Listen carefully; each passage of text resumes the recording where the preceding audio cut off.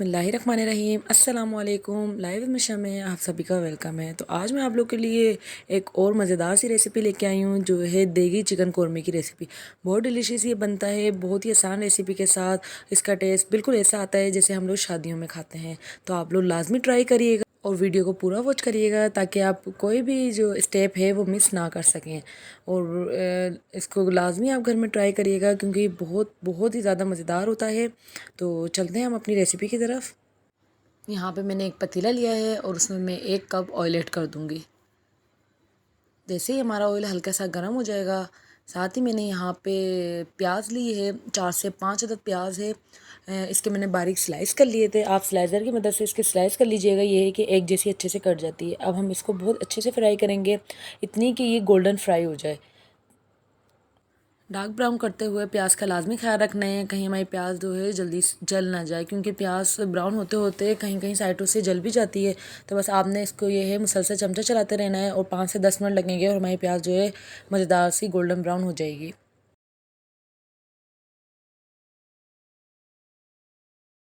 یہاں پہ آپ دیکھ سکتے ہیں ماشاءاللہ سے ہماری پیاز جو ہے کافی اچھے سے ڈارک براؤن ہو چکی ہے۔ اب آپ نے اس کا سارا جو آئل ہے وہ سیپریٹ کرنا ہے اور پھر پیاز آپ نے الگ پلیٹ میں، ایک کوئی بڑی پلیٹ یا کوئی ٹرے میں جو ہے آپ پیاز بچھا دیجئے گا، تاکہ یہ ہے کہ ہمارے پیاز کو ہوا لگے اور یہ کرسپی ہو جائے۔ یہاں پہ آپ دیکھ سکتے ہیں کہ میں نے پیاز کو جو ہے اچھے سے پھیلا دیا ہے، اور اس کو آپ بس ایسی ہوا میں چھوڑ دیجئے گا تاکہ یہ مزیدار سی کرسپی ہو جائے۔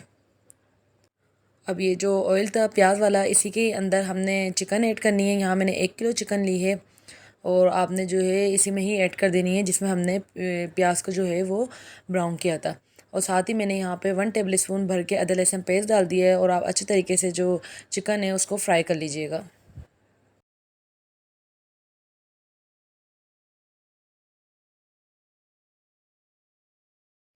یہاں پہ آپ دیکھ سکتے ہیں ہمارے چکن کا کلر بھی چینج ہو رہا ہے۔ جب تک ہم نے فرائی کرنا ہوتا ہے تب تک چکن کا پانی خشک نہ ہو جائے اور اس کا کلر بھی چینج نہ ہو جائے۔ اب میں اوپر سے 4 سے 5 عدد ہری الائچی ایڈ کر دوں گی، 4 سے 5 عدد کالی مرچ اور ½ ٹی اسپون زیرہ ایڈ کر دوں گی، اور اس کو مزید اچھے سے فرائی کر لوں گی۔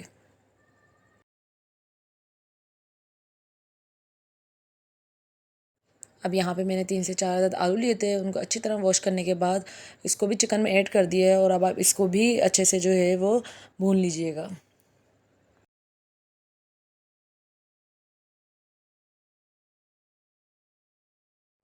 یہاں پہ آلوؤں کو ڈال کے میں نے 2-3 منٹ فرائی کر لیا تھا۔ اب یہاں پہ میں نے 1 پاؤ دہی لیا ہے، اس کو اچھے سے پھینٹ لیا تھا۔ پھینٹنے کے بعد میں نے اس میں قورمہ مسالہ ایڈ کیا ہے۔ آپ کوئی سا بھی مسالہ لے سکتے ہیں، اگر گھر کا بنا ہو تو وہ بھی قورمہ مسالہ لے سکتے ہیں، یا آپ ایک پیکٹ بھی یوز کر سکتے ہیں۔ میں نے یہاں پہ پیکٹ کو جو ہے وہ دہی میں اچھی طریقے سے مکس کر لیا تھا اور پھر میں نے ایڈ کیا۔ اس سے یہ ہوتا ہے کہ مسالے کو اگر دہی میں آپ ایڈ کر دیتے ہیں تو اس کا جو فلیور ہے وہ کافی انہینس ہو جاتا ہے۔ بس اس کو آپ نے اچھے سے فرائی کرنا ہے 1-2 منٹ۔ ساتھ ہی میں اسپائسیز ایڈ کروں گی، جس میں نے نمک لیا ہے 1 ٹی اسپون، 1 ٹی اسپون ہلدی ہے، اور 1 ٹی اسپون جو ہے لال مرچ کا پاؤڈر ہے، ½ ٹی اسپون پسا ہوا گرم مسالہ ہے، اور ½ ٹی اسپون ہی کٹی ہوئی لال مرچ ہے۔ بس آپ نے یہ مسالے ایڈ کرنے ہیں اور اس کو اچھے طریقے سے 2 سے 3 منٹ تک آپ نے اس کی بھنائی کر لینی ہے۔ اب یہاں پہ میں نے آدھا گلاس پانی ایڈ کیا ہے تاکہ ہمارے آلو اور جو چکن ہے وہ اچھے سے گل جائیں، اور اب میں ان کو جو ہے وہ میڈیم آنچ پہ رکھ دوں گی 10 سے 15 منٹ کے لیے، تاکہ یہ اچھے سے دونوں آلو اور چکن جو اچھے سے اندر سے کک ہو جائیں۔ یہاں 10 سے 15 منٹ ہو چکے ہیں، اور اب آپ دیکھ سکتے ہیں ماشاءاللہ سے ہمارے جو آلو اور چکن ہے وہ بھننے کے لیے آ گئے ہیں۔ اب آپ نے جو ہے اس کی بہت اچھے سے بھنائی بھی کرنی ہے۔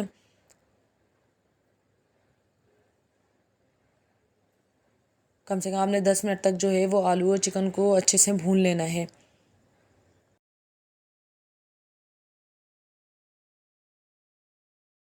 اب بھونتے ٹائم ہی میں اس میں 1 ٹی اسپون جو ہے کیوڑا ایسنس ڈال دوں گی۔ اس سے یہ ہوتا ہے کہ ماشاءاللہ جو قورمے کی خوشبو ہے وہ بہت ہی لاجواب ہو جاتی ہے۔ اور اب میں نے جو یہاں پہ پیاز براؤن ہوئی تھی وہ اچھے سے کرسپی ہو گئی تھی، اس کے بعد میں نے اس کو ہاتھوں کی مدد سے ہی میش کر لیا تھا۔ آپ نے اس کو بلینڈر نہیں کرنا ہے، اس سے یہ ہوتا ہے کہ اس کا پیسٹ بن جاتا ہے۔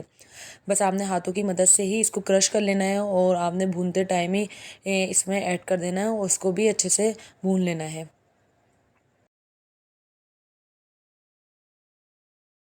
4 سے 5 منٹ آپ نے اس کی بھی اچھے سے بنائی کرنی ہے، بہت ہی مزیدار سا۔ پھر ہمارا جو قورمہ ہے وہ بن کے تیار ہو جائے گا۔ بہت ٹیسٹی بنا تھا یہ قورمہ، بالکل ایسا تھا جیسے آپ جو شادیوں میں کھاتے ہیں ویسے ہی ٹیسٹ انشاءاللہ آپ کے گھر میں آئے گا۔ تو آپ نے لازمی ٹرائی کرنا ہے اور مجھے کامنٹ میں لازمی بتانا ہے کہ کس طرح بنا تھا۔ ساتھ ہی میں نے یہاں پہ تھوڑا سا پانی ایڈ کیا ہے اور میں اس کو مزید ہلکے سے فرائی کر لوں گی۔ اب یہاں پہ میں نے مزید اس میں 1 سے 1.5 گلاس پانی ایڈ کیا ہے۔ آپ جتنا رکھ سکتے ہیں اس پانی رکھ لیجئے گا۔ میں نے یہاں پہ 1 سے 1.5 گلاس بس پانی ایڈ کیا ہے تاکہ یہ 5 سے 10 منٹ اس کو دم بھی لگ جائے۔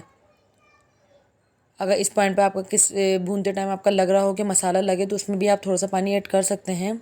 بس آپ نے اس کو 10 منٹ جو ہے آپ نے اس کو دم دینا۔ اب آپ دیکھیں ماشاءاللہ سے اوپر سے روغن آ گیا ہے اور کتنا مزیدار سا ہمارا آلو چکن قورمہ بن کے تیار۔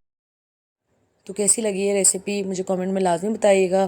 میرے چینل کو سبسکرائب کر لیں، لائک کر لیں۔ پھر حاضر ہوں گی میں نیو اور ایزی ریسیپی کے ساتھ۔ تب تک کے لیے مجھے دیجیے اجازت۔ اللہ حافظ۔